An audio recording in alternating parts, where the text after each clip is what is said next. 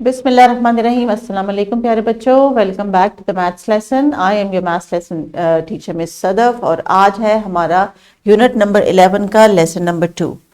तो dear teachers and students, इससे पहले जो हम कॉन्सेप्ट पढ़ रहे थे आज के लेसन से पहले, that was about identifying that some is less than all, और इसी को हमने अब फर्दर एक्सटेंड करना है और इसका आज पार्ट 2 करना है, in which we have to differentiate between sum and all from a given set of objects and understand that sum is less than all. So dear teachers, although कि आज का expected learning outcome एक है, लेकिन उसमें there are two tasks. Differentiation भी बच्चों को हमने सिखानी है और वो तब होगी जब बच्चे कॉन्सेप्ट को प्रॉपरली अंडरस्टैंड कर लेंगे कि when they look at different objects and sets, तो फिर उसमें से सम और ऑल को उन्होंने कैसे आइडेंटिफाई करना है। और ये ऑब्जेक्ट्स की बात हो रही है, अभी हम नंबर्स की बात नहीं करें। आपके ईएलओ में क्लियरली मेंशन है कि ऑब्जेक्ट्स यानी डिफरेंट ऑब्जेक्ट्स अब आपके पास इस लेसन को एग्जीक्यूट करने के लिए होने चाहिए, जो टॉयज की शक्ल में हो सकते हैं या क्लासरूम में जो डेली मटेरियल आप यूज करते हैं, colours, pencils, erasers, copies, books, वो भी आप यूटिलाइज कर सकते हैं। But this is an ECCE classroom, तो इसमें टॉयज का, प्लेडो का होना, पेंट्स का, पेंट ब्रशेस का होना और मुख्तलिफ ऐसे रिसोर्सेज का जो कि लो कॉस्ट नो कॉस्ट है उनका होना ज़रूरी है, because that is all a part of learning and mostly mathematics in ECCE is based on learning concepts through using different concrete objects. इसीलिए हर एक्टिविटी में, हर लेसन में आपको कोई ऑब्जेक्ट्स रिकमेंड किए जाते हैं, क्लासरूम के अंदर के, क्लासरूम के बाहर के, घर के, ताकि बच्चे अपनी लर्निंग को कनेक्टिविटी के साथ जो है वो आगे बढ़ा सकें और ये सीख सकें कि जो मैथमेटिक्स को वो स्कूल में सीख रहे हैं उसका उनकी डेली लाइफ में क्या लिंक है और उसको वो किस तरह अपनी डेली लाइफ में इंटीग्रेट कर सकते हैं। So this is the ELO mention on the book and the name of the topic is application of some and all. Application means that today they are going to apply the concept all by themselves. So we'll start with the warm-up activity as a recall and a refresher. जब हमने understand किया था dear students that all and sum, what is the difference? If you remember, हमने marbles वाली activity की थी जिसमें हमने कुछ objects को sum and all के context में understand करने की कोशिश की थी कि जब सब चीज़ें, आपकी तमाम चीज़ें एक तरफ होती हैं तो वो ऑल में आती हैं, like all of the butterflies, और उसमें से कुछ बटरफ्लाइज जब उड़ के एक साइड पे अलहदा हो जाती हैं, then we use the word some, कुछ butterflies. So all butterflies, some butterflies, objects की मदद से। Then next is this owl has some candies in his ball and this owl has all the candies in his ball. यानी सारी इसके पास मौजूद थी and he gave some, it gave some to this one. So concepts understand करने के लिए teachers आपने बच्चों को concrete object देना है। इसी के लिए जो टास्क एक्टिविटी इंडिविजुअल आज अवेलेबल है उसमें they are going to draw on their own.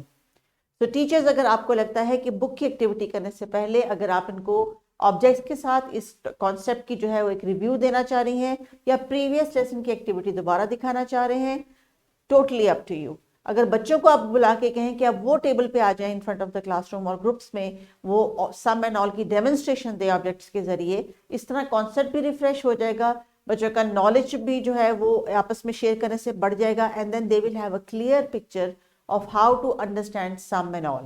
Now the activity given in the book says that you have to draw candies here. तो instructions हैं आपके लिए teachers. Write the words sum or all with the given pictures. Draw some round candies in jar number 1 and all square candies in jar number 2. Color some of the candies yellow in jar 1 and color all the candies in jar 2 red. So this is a suggested activity जिसको उन्होंने book में perform करना है, but this performance must be done after practicing the concept multiple times with concrete objects in the classroom. So teachers, इस video को यहीं पे आप 5, 7 मिनट, 10 मिनट जितना आपको टाइम रिक्वायर्ड है अपनी क्लास के मुताबिक पॉज कीजिए, बच्चों से ऑब्जेक्ट्स के थ्रू सम एंड ऑल का कॉन्सेप्ट करवाने के बाद then leave this task, give this task to them to complete and then come back for the next activity. Dear students, जब आपने ये टास्क कंप्लीट कर लिया जार की एक्टिविटी का, तो आई होप कि आपको सम एंड ऑल के वर्ड्स को इस्तेमाल करना और ऑब्जेक्ट्स के थ्रू उसको एक्सप्लेन करना भी आया होगा। For example some books are more interesting than all the other books available in the library. So try to use short sentences and try to use these words in terms of mathematics to explain what you have learned. इसी चीज़ को further enhance करने के लिए एक practice worksheet भी है जो आप घर लेके जाएंगे. You are going to look at this worksheet. Teachers are going to explain what to do. You are going to look at the objects and then you are going to put a tick mark on things which are less or more or whatever the instructions are given. So teachers, please explain them the worksheet. This worksheet will make sure once it comes back to you that they know the concept and they can understand the meaning of the word sum and all. So let's wrap the lesson up and see that were we able to differentiate and understand. Teachers आपने कोशिश करनी है कि ये जो दो words हैं आपको हर ELO हो सकता है एक लेसन में 2 ELO हो, एक में एक ELO हो, लेकिन जो उसमें एम्फेसिस करने की बात है या आपकी एक्टिविटी और लेसन को बच्चों तक डिलीवर करने की बात है वो उन एक्शन वर्ड्स में है जो कि उस ELO में दिए गए हैं. सो अगर कॉन्सेप्ट है अंडरस्टैंड करने का, until unless they cannot understand they will not be able to differentiate it. वो आपको फर्क नहीं बता सकेंगे. तो जब तक समझेंगे नहीं तो फर्क नहीं बता सकेंगे और फिर उसके बाद उनको कॉन्सेप्ट को मेमोराइज करना पड़ेगा, यानी रटना पड़ेगा कि जी सम का मतलब ये, ऑल का मतलब ये, ऐसे होता है, and then that's it.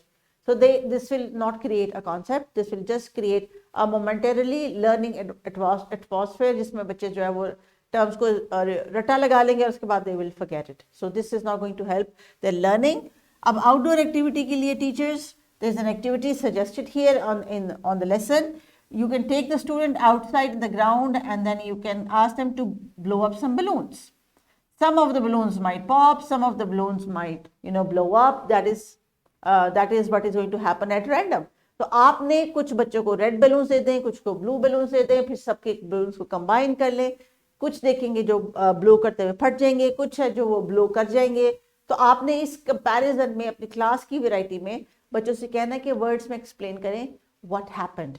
So enjoy this activity in the playground. Make sure that you are learning the concept and understanding it too. तो प्यारे बच्चों, अगर पढ़ाते हुए एक्टिविटी करते हुए आपको कोई कॉन्सेप्ट अभी भी समझ नहीं आया, you must ask your teacher before starting a new lesson. क्योंकि आज का जो लेसन है उसका मकसद ये है कि आप समझ सके और उसके बाद आप उसको करके दिखा सके. So that is the target for today. अपना बहुत ख्याल रखिएगा. अगले लेसन में नई एक्टिविटीज के साथ और न्यू ELOs के साथ मैं सदफ आपके लिए और भी एक्टिविटीज लेके आएंगी, बट जो एक्टिविटीज होंगी you have to perform. Take care and अल्लाह हाफिज.